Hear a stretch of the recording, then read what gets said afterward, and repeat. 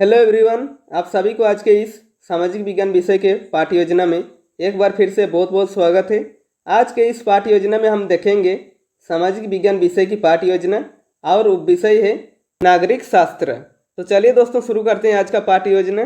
तो सबसे ऊपर आप देख सकते हैं सामाजिक विज्ञान विषय की पाठ्य योजना संख्या 34 लिखी हुई है। यहाँ पर आपको पाठ्य योजना संख्या लिखनी होती है, जितनी भी संख्या आपके पाठ्य योजना की होगी। उसके बाद विद्यालय का नाम लिखेंगे।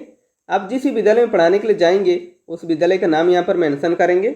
उसके बाद छात्राध्यापक अथवा छात्राध्यापिका का नाम लिखेंगे। यदि आप पुरुष हैं तो छात्राध्यापक का नाम लिखेंगे और यदि आप महिला हैं तो छात्राध्यापिका का नाम लिखेंगे। ठीक है। उसके बाद कालांश मेंशन करेंगे। कालांश यानी कि पीरियड, आप जिस पीरियड में पढ़ाने के लिए जाएंगे उस पीरियड का नाम यहाँ पर मेंशन करेंगे। उसके बाद कक्षा है 10, विषय है सामाजिक विज्ञान, प्रकरण है तो आज का प्रकरण है संघवाद, अवधि है 45 मिनट। किसी किसी विद्यालय में 35 मिनट या 40 मिनट भी होता है, तो आप अपने विद्यालय के हिसाब से देख लीजिएगा। उसके बाद दिनांक मेंशन करेंगे। ठीक है। तो फ्रेंड्स, ऐसे बहुत सारे वीडियो पाने के लिए आप इस चैनल को सब्सक्राइब कर लीजिए और आप किसी विषय का लेसन प्लान चाहते हैं तो कमेंट बॉक्स में कमेंट करके बता सकते हैं। और इस विषय के अलावा यदि आपको किसी दूसरे विषय की भी लेसन प्लान चाहिए हो तो आप इस चैनल के प्लेलिस्ट में जाकर देख सकते हैं। तो चलिए आगे बढ़ते हैं। उसके बाद आता है सामान्य उद्देश्य। सामान्य उद्देश्य विषय संबंधित होता है, तो यहाँ पर आप सामाजिक विज्ञान विषय को ध्यान में रखकर लिखेंगे। सामान्य उद्देश्य में विषय और उप विषय को पढ़ाने से बच्चों में किन किन चीज़ों का विकास होगा वो सब इसमें लिखना होता है। इसमें मिनिमम आप 4 से 5 पॉइंट लिख सकते हैं या मैक्सिमम 8 से 10 पॉइंट लिखा जा सकता है। तो देखिए, पहला पॉइंट में लिखेंगे छात्रों में नागरिक शास्त्र विषय के प्रति रुचि उत्पन्न करना। दूसरा पॉइंट में लिखेंगे छात्रों में नागरिक शास्त्र विषय से नगरीय परिवर्तन को अवगत करना। और तीसरा पॉइंट में लिखेंगे छात्रों में नागरिक शास्त्र के द्वारा लोगों के दृष्टिकोणों का अभ्यास करना। और चौथा पॉइंट में लिखेंगे छात्रों में नागरिकता के गुणों का विकास करना। ठीक है। उसके बाद आता है विशिष्ट उद्देश्य। विशिष्ट उद्देश्य कुछ ऐसे उद्देश्य जो कि टॉपिक से रिलेटेड उद्देश्य होता है, यानी कि छात्राध्यापक के द्वारा छात्रों को पढ़ाने के बाद छात्रों में क्या क्या बिहेवियर में चेंज आएंगे और किन किन चीज़ों का विकास होगा वो हमारे विशिष्ट उद्देश्य के अंदर इंक्लूड होते हैं। ठीक है। इसमें मिनिमम आप 3 पॉइंट लिख सकते हैं या मैक्सिमम 4 से 5 पॉइंट लिखा जा सकता है। तो देखिए, पहला पॉइंट में लिखेंगे छात्र संघवाद के बारे में जानने में सक्षम होंगे। दूसरा पॉइंट में लिखेंगे छात्र केंद्र और राज्य के बीच के संबंध को जानने में सक्षम होंगे। और तीसरा पॉइंट में लिखेंगे छात्र संघवाद के विशेषताओं को जान सकेंगे। ठीक है। उसके बाद लिखेंगे शिक्षण विधि। शिक्षण विधि यानी कि टीचिंग मेथड। इसमें शिक्षक कौन कौन सा शिक्षण विधि प्रयोग कर पढ़ा रहे हैं वो यहाँ पर मेंशन करना होता है। तो देखिए, व्याख्यान विधि, प्रश्नोत्तर विधि और प्रदर्शन विधि। ठीक है। उसके बाद लिखेंगे शिक्षण सामग्री। इसमें वो सभी सामग्री आते हैं जो शिक्षक पूरे कक्षा यानी पूरा 45 मिनट पढ़ाने के दौरान प्रयोग करता है। जैसे कि देखिए, चौक, डस्टर, श्यामपर, संकेतक, चार्ट पेपर इत्यादि। ठीक है। उसके बाद लिखेंगे पूर्व ज्ञान।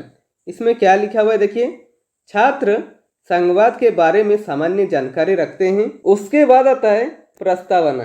प्रस्तावना प्रश्न किसी भी पाठ्य योजना का इम्पोर्टेंट हेडिंग कहा जाता है, क्योंकि प्रस्तावना प्रश्न बनाने में सबसे ज़्यादा दिक्कतें आती है। तो प्रस्तावना प्रश्न का फॉर्मेट कैसे होता है देखते हैं।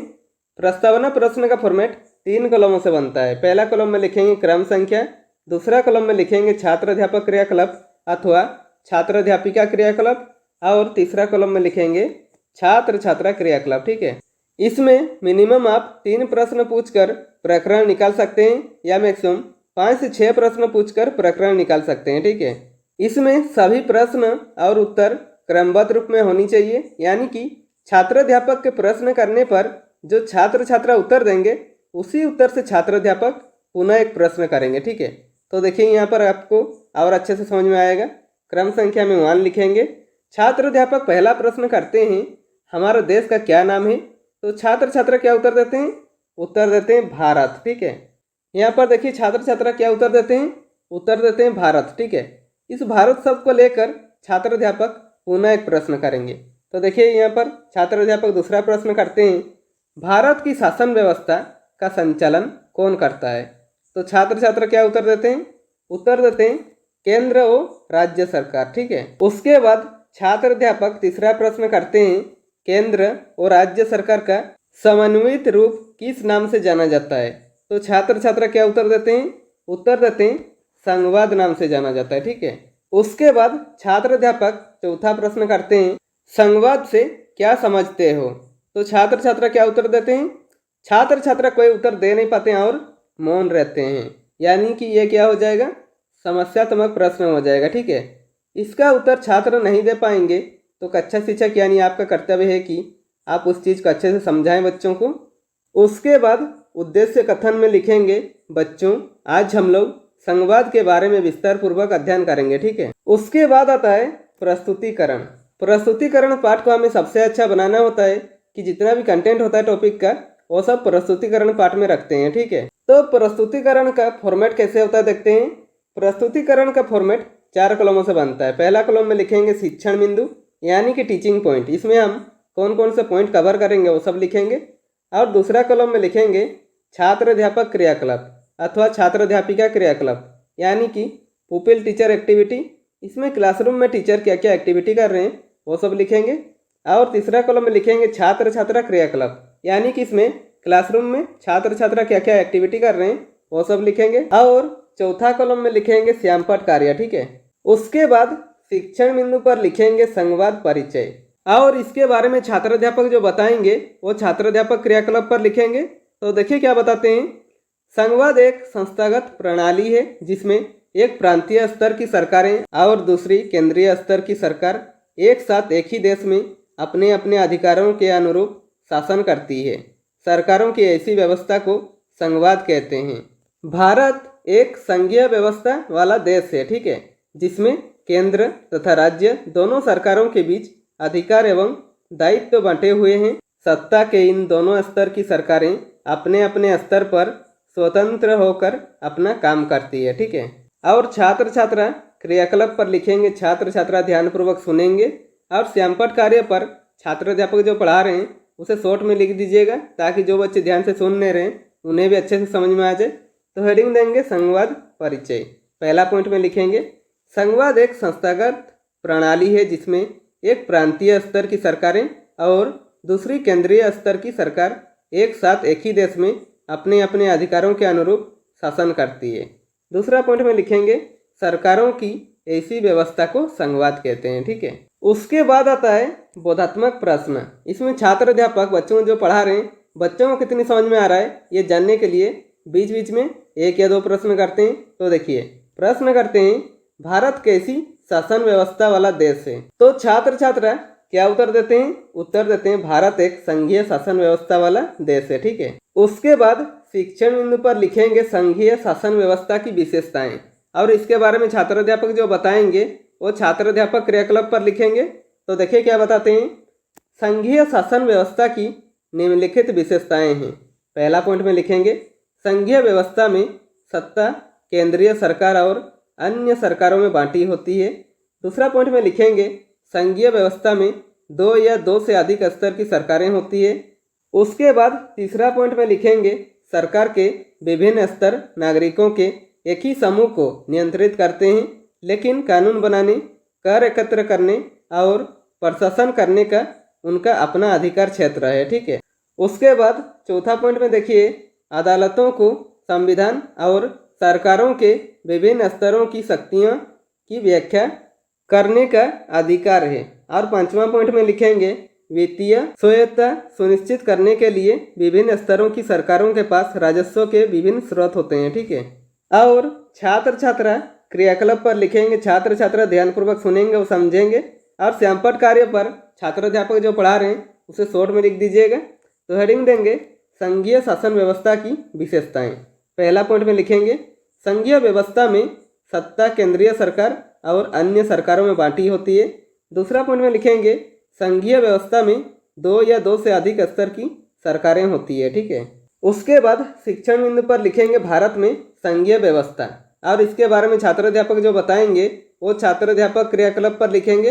तो देखिए क्या बताते हैं, संविधान ने मूल रूप से शासन की 2 स्तरीय प्रदान की। पहला केंद्र सरकार या जिसे हम केंद्र सरकार कहते हैं और दूसरा है राज्य सरकार। ठीक है। बाद में पंचायतों और नगर पालिकाओं के रूप में संघीय सरकार का एक तीसरा स्तर भी जोड़ा गया। ठीक है, संविधान में स्पष्ट रूप से राज्य सरकारों और केंद्र सरकार के मध्य विधायी अधिकारों को 3 हिस्सों में बांटा गया है। ये 3 सूचियां इस प्रकार हैं, देखिए। पहला है संघ सूची। ठीक है, इसके बारे में थोड़ा सा जान लेते हैं। संघ सूची में प्रतिरक्षा, बैंकिंग, विदेशी मामले, संचार और मुद्रा जैसे राष्ट्रीय महत्व के विषय हैं। संपूर्ण देश के लिए इन मामलों में एक तरह की नीतियों की आवश्यकता है। इस सूची में राष्ट्रीय महत्व के विषय शामिल हैं। ठीक है, उसके बाद दूसरा पॉइंट में देखिए राज्य सूची। इसके बारे में छात्र अध्यापक क्या बताते हैं, देखिए। राज्य सूची में पुलिस, वाणिज्य, व्यापार, कृषि तथा सिंचाई जैसे स्थानीय और प्रांतीय महत्व के विषय हैं। राज्य सूची में वर्णित विषयों के संबंध में केवल राज्य सरकार ही कानून बना सकती है। ठीक है, उसके बाद देखिए तीसरा पॉइंट में है समवर्ती सूची। इसके बारे में देखिए, समवर्ती सूची में शिक्षा, विवाह, वन, मजदूर संघ, गोद लेना तथा उत्तराधिकार जैसे वे विषय हैं जो केंद्र सरकार के साथ राज्य सरकारों की समान हित के हैं। इन विषयों पर कानून बनाने का अधिकार केंद्र सरकार और राज्य सरकार दोनों के ही हैं, परंतु जब दोनों सरकारों के कानूनों में टकराव हो तो केंद्र केवल सरकार द्वारा बनाया गया कानून ही मान्य होता है। ठीक है, और छात्र छात्रा क्रियाकलाप पर लिखेंगे। छात्र छात्रा ध्यानपूर्वक सुनेंगे और समझेंगे, और श्यामपट कार्य पर छात्र अध्यापक जो पढ़ा रहे हैं उसे शॉर्ट में लिख दीजिएगा, ताकि जो बच्चे ध्यान से सुन नहीं रहे हैं उन्हें भी अच्छे से समझ में आ जाए। तो हेडिंग देंगे भारत में संघीय व्यवस्था। पहला पॉइंट में लिखेंगे संविधान में मूल रूप से शासन की 2 स्तरीय प्रदान की, पहला केंद्र सरकार, दूसरा राज्य सरकार। ठीक है, उसके बाद दूसरा पॉइंट में लिखेंगे बाद में पंचायतों और नगर पालिकाओं के रूप में संघीय सरकार का एक तीसरा स्तर भी जोड़ा गया। ठीक है, और तीसरा पॉइंट में लिखेंगे संविधान में स्पष्ट रूप से राज्य सरकारों और केंद्र सरकार के मध्य विधायी अधिकारों को 3 हिस्सों में बांटा गया है। ये 3 सूचियां हैं। पहला है देखिए संघ सूची, दूसरा है राज्य सूची और तीसरा है समवर्ती सूची। ठीक है, उसके बाद आता है बोधात्मक प्रश्न। इसमें छात्र अध्यापक बच्चों जो पढ़ा रहे हैं बच्चों को कितनी समझ में आ रहा है ये जानने के लिए बीच बीच में 1 या 2 प्रश्न करते हैं। तो देखिए पहला प्रश्न करते हैं, भारतीय संविधान में केंद्र और राज्य सरकारों के बीच विधायी अधिकारों को कितने हिस्सों में बांटा गया है। तो छात्र छात्रा क्या उत्तर देते हैं? उत्तर देते हैं 3 हिस्सों में बांटा गया है। ठीक है, उसके बाद छात्र अध्यापक दूसरा प्रश्न करते हैं, यदि समवर्ती सूची पर केंद्र और राज्य सरकारों के कानून में टकराव हो तो क्या होगा। तो छात्र छात्रा क्या उत्तर देते हैं? उत्तर देते हैं केंद्र का कानून मान्य होगा। ठीक है, तो फ्रेंड्स यहाँ पर हमारा प्रस्तुतिकरण समाप्त होता है। इसके आगे यदि आप बढ़ाना चाहते हैं तो बढ़ा सकते हैं। उसके बाद प्रस्तुतिकरण को समाप्त करेंगे। ठीक है, उसके बाद आता है पुनरावृत्ति।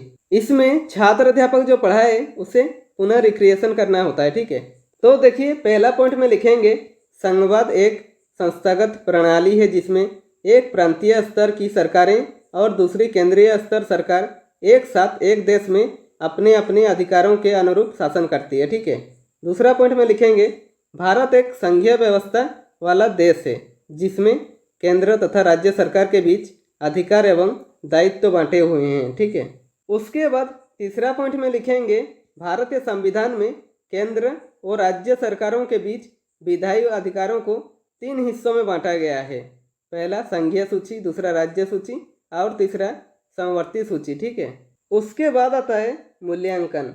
मूल्यांकन शिक्षा केंद्रित होता है, यानी कि शिक्षक अपना तथा छात्रों का भी साथ में मूल्यांकन करते हैं कि जो उन्होंने 45 मिनट का क्लास लिया बच्चों को कितनी अच्छी तरीके से समझ में आया ये जानने के लिए इसमें मिनिमम 1 या 2 प्रश्न करते हैं या मैक्सिमम 3 से 4 प्रश्न कर सकते हैं।